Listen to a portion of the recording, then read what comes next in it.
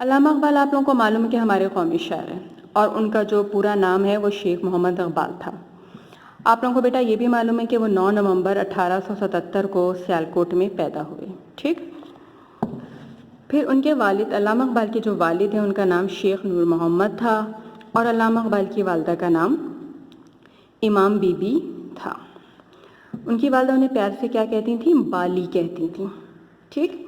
علامہ اقبال کو بچپن سے ہی پڑھنے لکھنے کا بہت شوق تھا۔ یہ آپ لوگوں کو بھی یہ بات پتہ ہے کہ وہ اپنے استادوں کی سے بہت کچھ سیکھتے بھی تھے، ان کی عزت بھی کرتے تھے اور تمام مضامین جو وہ پڑھتے تھے اس میں وہ کافی دلچسپی لیتے تھے۔ اس کے ساتھ ساتھ وہ جب اسکول میں پڑھتے تھے تو وہ شعر بھی کہنا انہوں نے شروع کر دیا، ٹھیک ہے؟ سیالکوٹ اور لاہور سے تعلیم مکمل کی انہوں نے اور اس کے بعد پھر اعلیٰ تعلیم حاصل کرنے کے لیے یورپ چلے گئے۔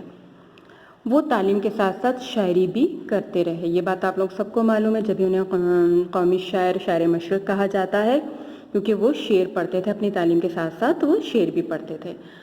اچھا، ان کی جو کئی نظمیں جو تھیں انہوں نے لکھی تھیں علامہ اقبال نے، وہ قدرتی مناظر پر لکھی تھیں۔ قدرتی مناظر مطلب اللہ تعالیٰ نے جو چیزیں بنائی ہیں نا اس پر وہ نظمیں لکھتے تھے اور اس میں کوئی نہ کوئی وہ پیغام ضرور دیتے تھے۔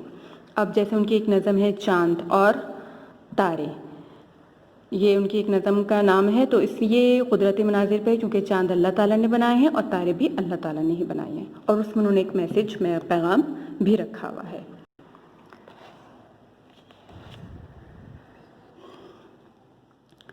علامہ اقبال نے اردو اور فارسی دونوں زبانوں میں شاعری کی ہے۔ یہ آپ کو سبھی جنہیں شاعر مشرق کہا جاتا ہے، ان کی جو اردو شاعری ہے اس کی 4 مجموعے ہیں، ٹھیک ہے؟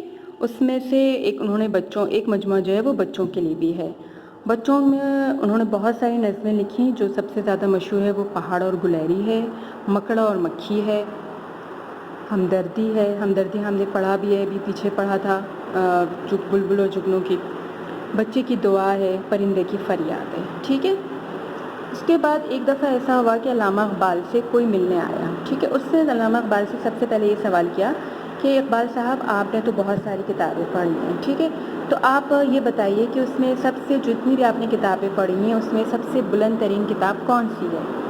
تو علامہ اقبال نے اس کو جواب دیا کہ تم تھوڑی دیر ٹھہرو، میں بھی آتا ہوں۔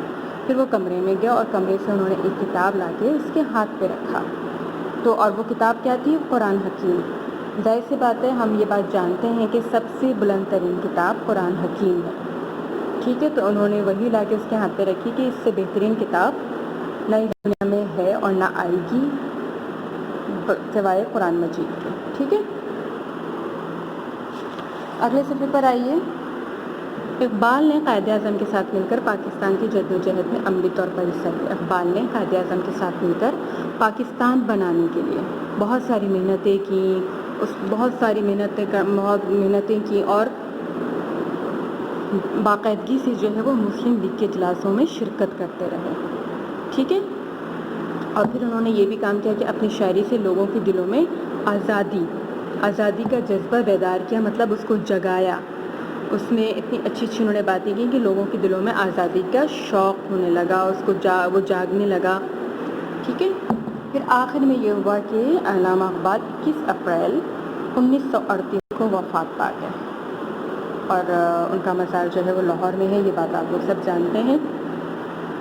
یہاں پر کچھ کتابیں ہیں جو بالکل خاص ہیں، وہ یہ دیکھیے، اس میں جو ہے ان کتابوں کے نام بھی لکھے ہوئے ہیں۔ ایک ان کی کتاب کا نام ہے بالی جبرائیل، بانگ درا، ضرب کلیم اور ارمغان حجاز، ٹھیک ہے؟ یہ ان کی کتابوں کے نام ہیں۔ اور آپ کو باقی علامہ اقبال کے بارے میں سب کچھ معلوم ہے کہ وہ ہمارے قومی شاعر تھے۔ انہوں نے پاکستان کو حاصل کرنے کے لیے بہت محنت کی اور وہ اردو زبان میں بھی شاعری کرتے تھے، فارسی زبان میں بھی شاعری کرتے تھے، اسی وجہ سے انہیں شاعر مشرق کہا جاتا تھا۔ اور پھر ان کی جو نظمیں تھیں قدرتی مناظر پر، جو کہ اللہ تعالیٰ نے چیزیں بنائی ہیں، اس پہ بھی انہوں نے نظم لکھی، اس میں چاند اور تارے بھی ہیں۔ اسی طرح بہت ساری نظمیں ہیں، جو مشہور نظمیں ہیں اس کے بارے میں بتا دیا گیا ہے۔ تو یہ تھا آج کا ہمارا چیپٹر ہمارے قومی شاعر، اس کی میں نے آج بلند خوانی کی ہے۔ انشاءاللہ تعالیٰ اب آپ کو میں اس کی نیکسٹ کلاس میں جو ہے مشق بھی کرواؤں گی۔